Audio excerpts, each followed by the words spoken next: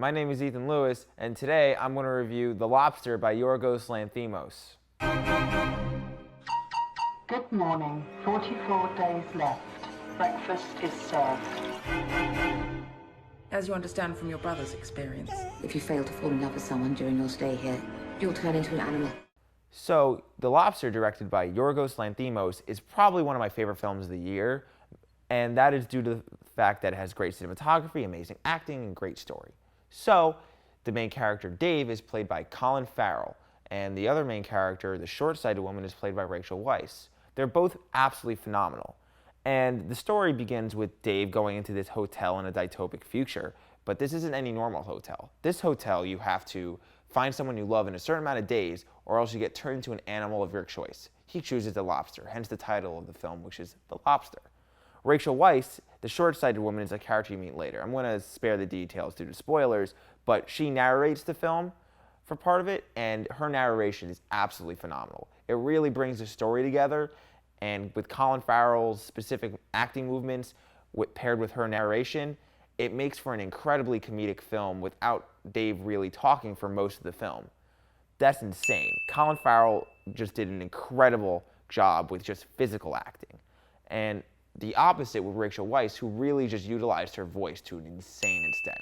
That being said, everything else about the film is particularly phenomenal. We had amazing actors in it as well, like Ben Whishaw, who limped a lot and was called the Limping Man, and John C. Reilly, who had a lisp, so he was the man with a lisp.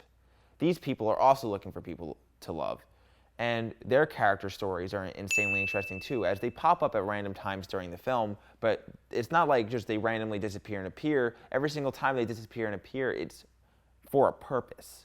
So I feel like whenever they have the spotlight, and they use it extremely well.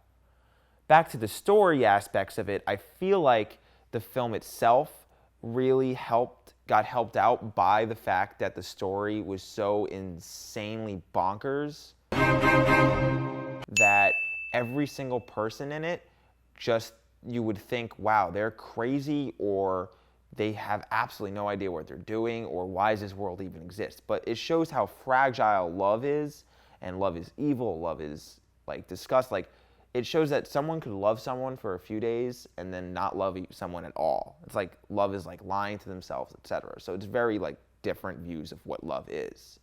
The filming style itself was very muted, monotone, and stuff like that. I feel like that was an insanely great decision because the way the colors worked, especially in sequences where they were in a forest, you just stare at the forest and be like, it looks washed out, but it's insanely beautiful. And the hotel as well.